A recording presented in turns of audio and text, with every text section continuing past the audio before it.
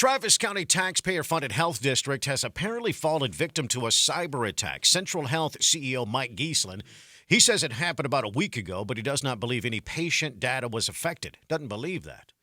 Well, an investigation is underway into the extent of this data breach that was, how it's affected the system, and they'll, figure out, where to go through from here.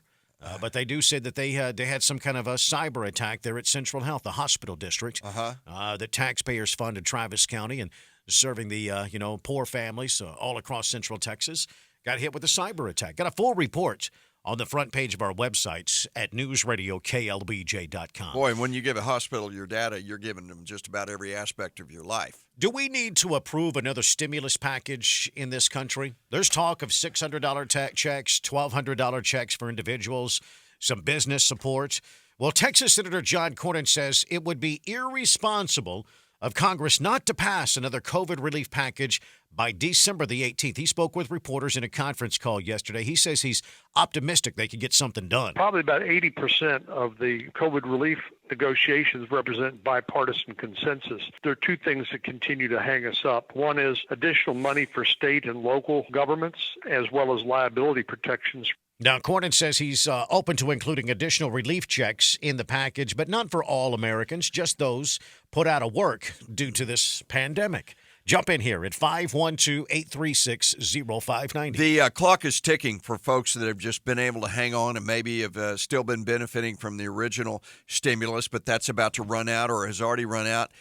But what I would rather see is that they go ahead and really, really look at the numbers and look at some science here and really look at data and realize that people are not getting COVID because they're going to restaurants. People are not getting COVID because they're going to the malls or any kind of business, and just let the damn economy open up and people make up their own minds. That would be the most effective way to get people back on their feet when we have an actual organic. You're saying that get back on the job, that's the best stimulus. Get back on the job and just let people live the life like they think they should be living it. Let them make up their own minds. Well, let's sync up with the latest economic numbers for U.S. workers and households. On the jobs front, applications for state unemployment benefits rose to 853,000 last week, the highest level since mid-September.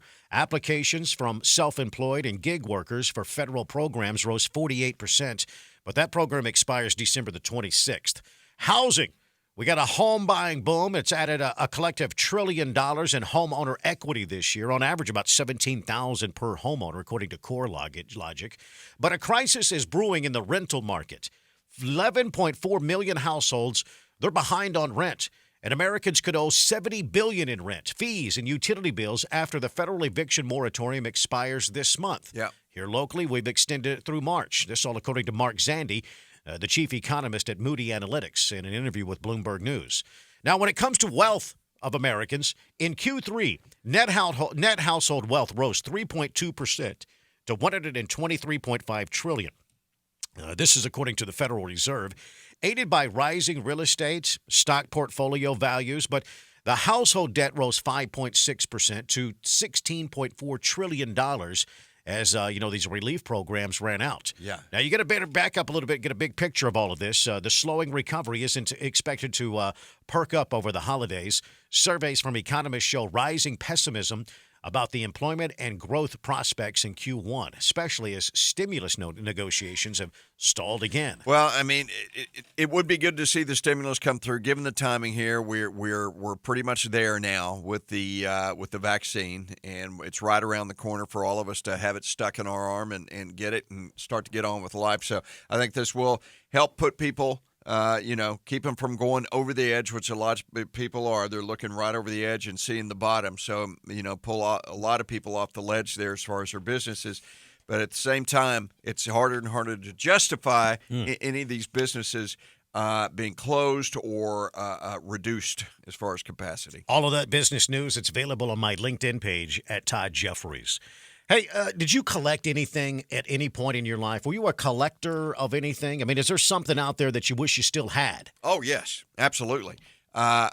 Wish I still had my Matchbox cars, my Hot Wheels. Guns. Sorry about that. I didn't mean to do that. That's all right. Go ahead. My guns. Right. My Sears Screamer 1 bicycle.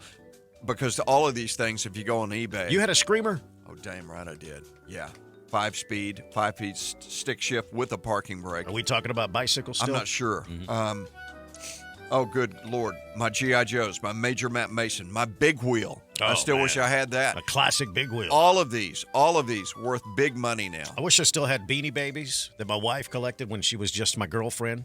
It's almost 30 years ago. She collected Beanie Babies. She did. And apparently those are coming back around. Uh-huh. Hot Wheels, baseball cards. Oh, my goodness. I wish I still had the original Atari. I don't know if it would be big bucks or not, but the original. Oh, I think it would. In the box and everything. Every once in a while you see it at a game store or something like that here and there. Somebody's got one online. But, yeah, that'd be kind of cool. It would. But baseball cards. People are making a fortune off baseball cards right now. Still. Well, listen, everything that was cool when you were a kid and you got a child now is coming back. Right. Baseball cards, Hot Wheels, things like that. Things that were cool for you as a kid in the 80s is coming back around for your kids as a collector item. That's awesome. Yeah. That's awesome. Or me going back to the 70s. So, in late 60s. All that stuff still. There's stuff that I was playing with in the early 70s. The Mattel Vertibird. The what? The Vertibird. What is that? We talked about that recently. It was a actual helicopter that flew.